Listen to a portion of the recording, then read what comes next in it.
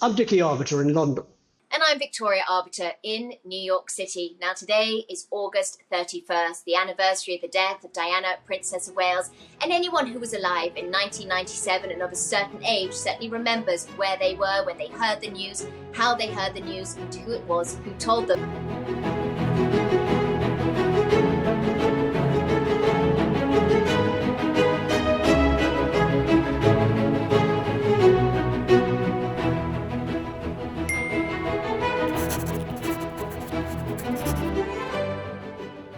Now, I was at home in my apartment on West 43rd Street, and I heard a friend called and said, "Have you heard Diana's been involved in a crash?" And I thought it was preposterous. So I called home immediately. My stepmother answered the phone because Dad was already incredibly busy. And as the news was unfolding for him, I was hearing the blow-by-blow account from her. And certainly things were very alarming indeed. So, Dad, you were right in the thick of it. I was right in the thick of it. I was at home at my apartment at Kensington Palace. I had a phone call at 11:30 at night. I was thinking of going to bed, and this very deep American voice calling me from CNN headquarters in Atlanta said, "Can you tell me about the crash?" Now, we used to receive at Buckingham Palace a lot of hoax calls, and I thought this might just be one of them. So while he was talking about it, I went into the living room, switched on the television set, switched into CNN, and there it was unfolding in front of me. I couldn't believe my eyes, what was actually happening. And I looked and I thought nobody could possibly survive that. We knew very little in London because the British ambassador was actually on the scene and informing Balmoral Castle, where the late Queen, late Prince Philip were, along with the Prince of Wales, who is now King Charles, and William and Harry. They were all up there for their summer holidays. And we were sort of flying a bit blind at the time because no information was coming through until, that is, just after 3:15 in the morning, I had a phone call to say, "She's gone." With that, I showered, dressed, and I was in my office at Buckingham Palace within half an hour. And from then on, things started to unfold gradually. We didn't know whether it was going to be a royal funeral or a private funeral. We've got to remember that Diana, Princess of Wales, was divorced, no longer a member of the royal family, and ostensibly she was part of the Spencer family. Now, her brother, Earl Spencer, was in Cape Town, and he had to be contacted. He had to decide what it's going to be, and he decided, because Diana was such a public figure, that Buckingham Palace should be handling all the arrangements. And with that decision, it became a royal funeral. I think you, Victoria, were trying to make plans to come to London at the time. Yes, I was. But even before we get to the funeral, there was the business of trying to repatriate Diana. And I remember so clearly because I kept calling home trying to find out what was happening. The news was a little bit slower here. And with everything still unverified, you didn't really know who to trust. But I remember calling, and it's so interesting you say that the words used when you found out were, "She's gone," because that's exactly what you said to me. And I was just numb with disbelief. It was so ludicrous, so preposterous that Diana, Princess of Wales, could have died. I really struggled to compute that kind of news. And at the time I was at drama school here, and yes, we were in the middle of a play series, but the only place I wanted to be was at home. So I immediately got on the phone trying to find flights, and I flew home the very next day. And of course I saw very little of you because you were working, 19, 20-hour days. But being at Kensington Palace during that period, it was extraordinary because I had seen on television right before I left the carpet of flowers, but you really couldn't fathom the extent of it until you saw it. And where we were living, which was right next to Kensington Gardens, I remember walking in the front door and all you could smell were flowers. This just overwhelming, pungent smell of flowers. That's how many there were. And the pilgrimage from Kensington High Street Tube Station to Kensington Gardens, the silence that was broken every now and then with sobs. It really was just an extraordinary experience, and one I think the UK certainly, or perhaps the world, will never witness again. Such was the power of Diana. It was overwhelming, it was moving, but gosh, I was glad to be home. It was moving, it was overwhelming. My first job when I got to Buckingham Palace at 4:45 on the Monday morning, really, was to phone Windsor Castle to get their flag down to half-mast, to phone Holyrood House to get their flag down to half-mast in Edinburgh, to phone Sandringham, There was no flag flying at Clarence House. No flag by tradition, other than the Royal Standard, ever flew from Buckingham Palace. And that really became a bone of contention during the course of that week.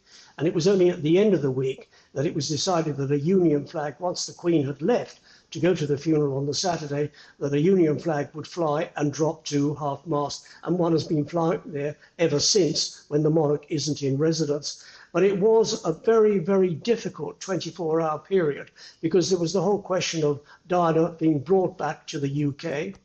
It was decided pretty early on that it would be an aircraft of the Queen's flight going to Paris. The body would be loaded into the hold of the aircraft, and it was quite an interesting thing that happened at Northolt Airport, west of London, when the plane arrived. It had to stop in the dip where nobody could see it, and the bearer party, the second bearer party, were over there.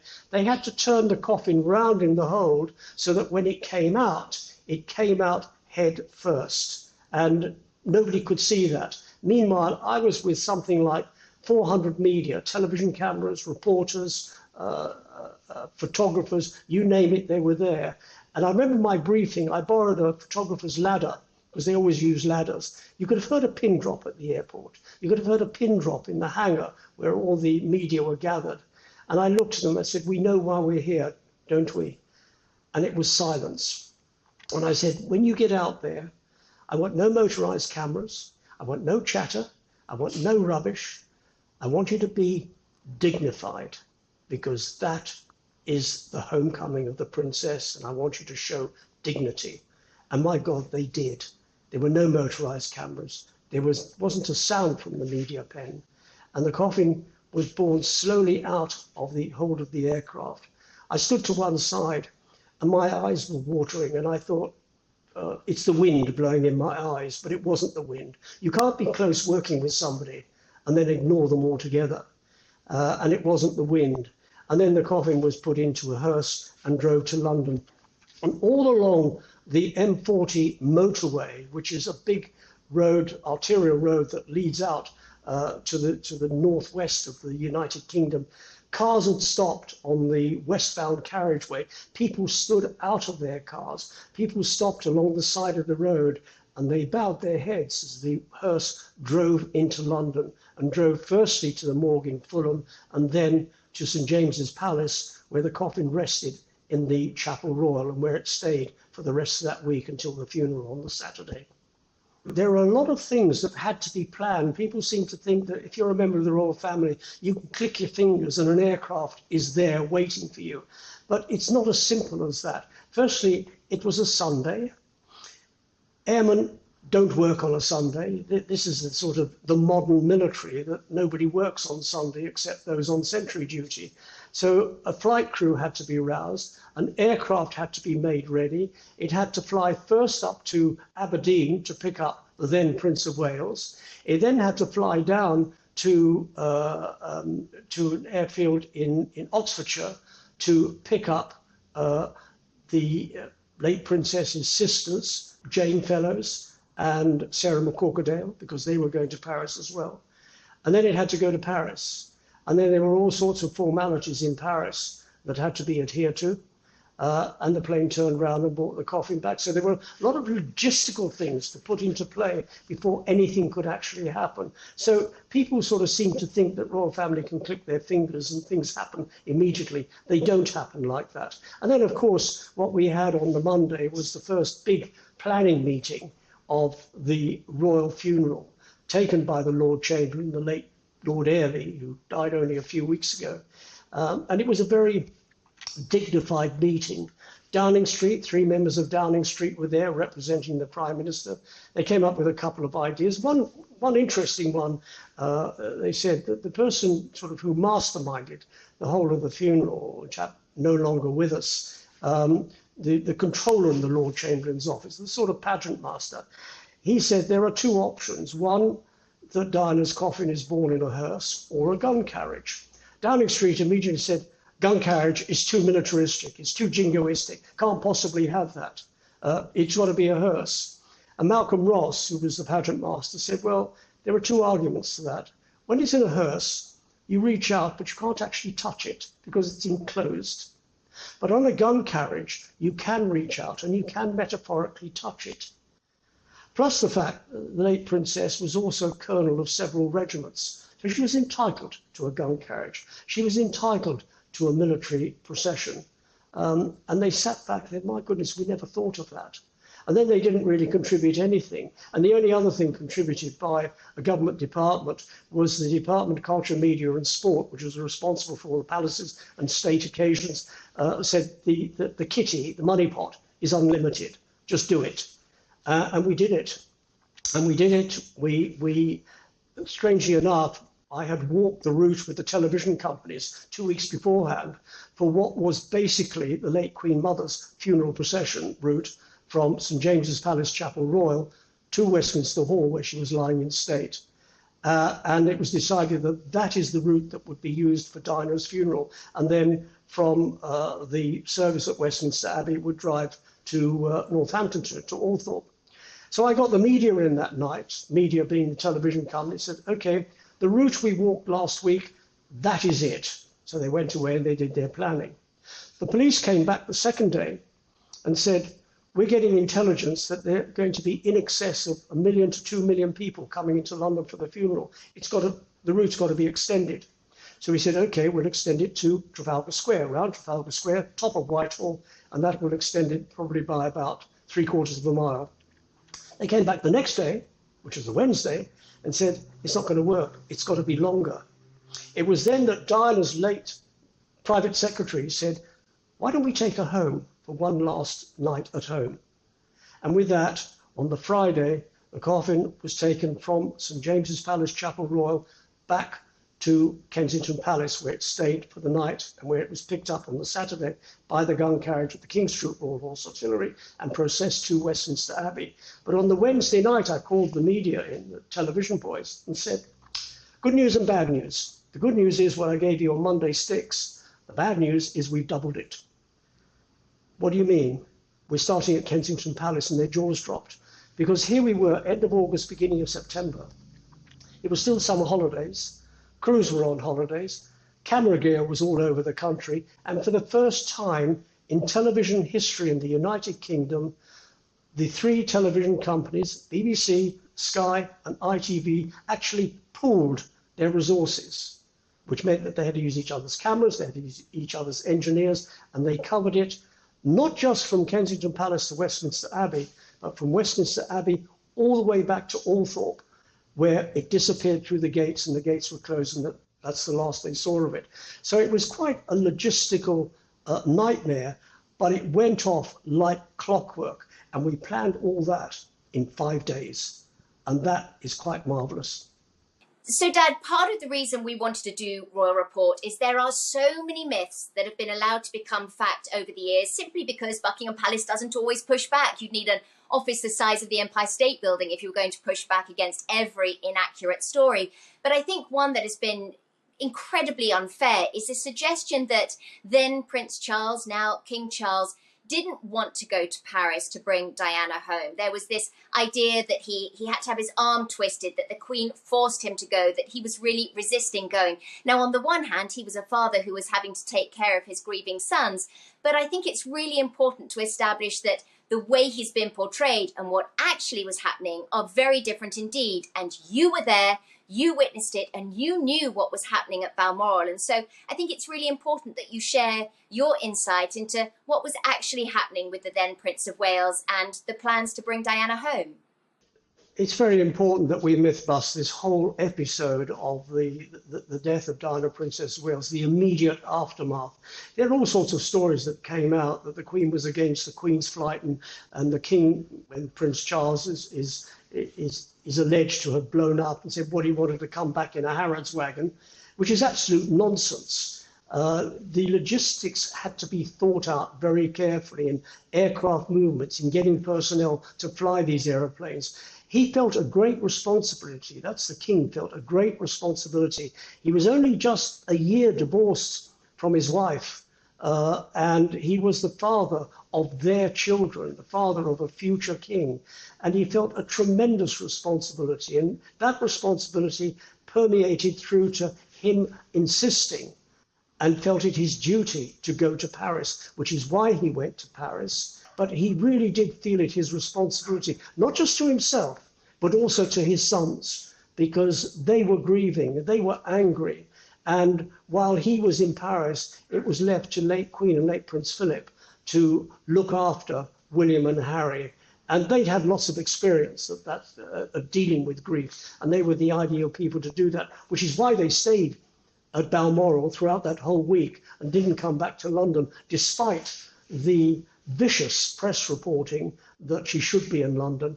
So let's destroy this myth once and for all. Charles wanted to go to Paris. He felt it not only his duty to go to Paris, but it was very much what he wanted to do for his sons and for himself and for Diana.